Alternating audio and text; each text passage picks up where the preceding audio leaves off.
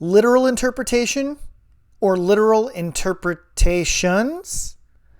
For those of us that were trained and grew up in a young earth camp, there was one interpretation of Genesis 1. Everything else was anathema, was totally wrong, and you might be going to hell if you believed anything otherwise. But are we making some assumptions by thinking that that is the only way you can read a very literal interpretation of Genesis 1? Literal interpretation 1, okay, there were 6 days of creation, and on the 7th day, God rested. End of story. Okay, but what about there being a gap between the verses of verse 2 and verse 3? In the beginning, God created the heavens and the earth. Then stuff happened. And then it continues in verse 3. And then God said, "Let there be light." How long was the gap? Was there a gap? I don't know. But could you interpret the Bible literally and there potentially be a gap there? Perhaps. What about the day-age theory? In the Bible it says, a day is as 1,000 years to the Lord.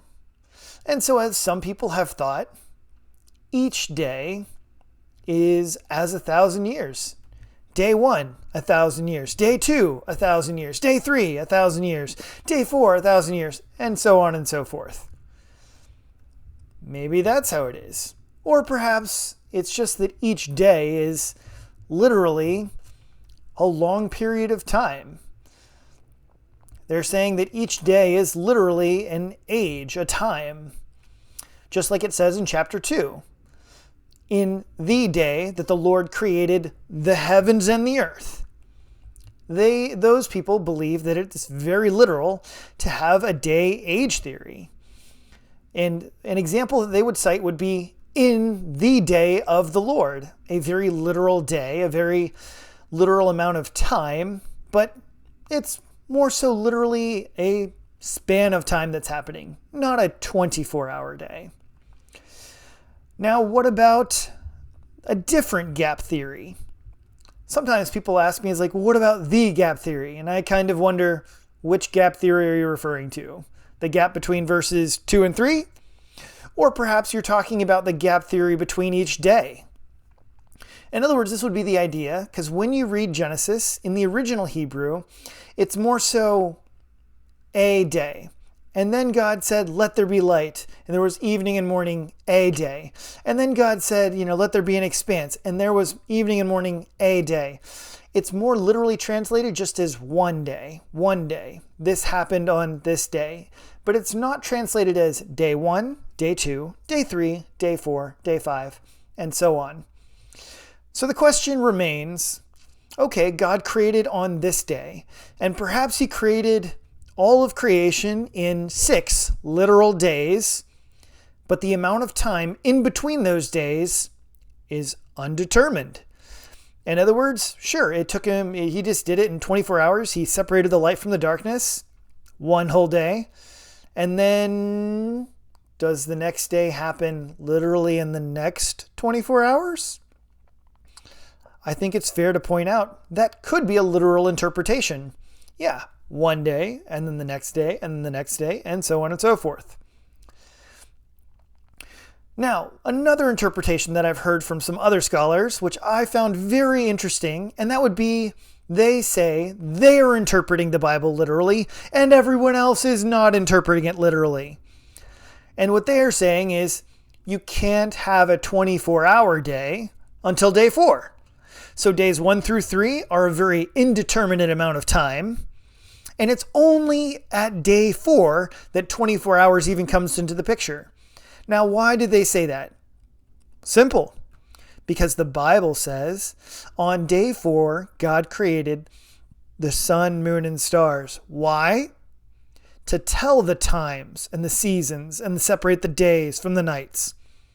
So that the sun, moon, and stars, that is how it's going to calculate. That's what's going to keep track of the seasons and the times. So their question is, if you are reading the Bible literally, how can you keep track of 24-hour periods until the Bible actually says they come into being? In other words, they are saying the entire manufactured amount of time comes in on day 4. Very interesting point.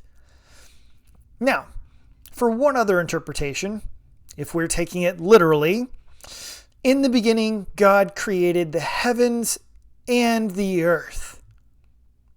Okay, so in the beginning, he created the heavens and the earth. Oh, and then day 1 comes along. So wait a minute. Has he already created the heavens and the earth?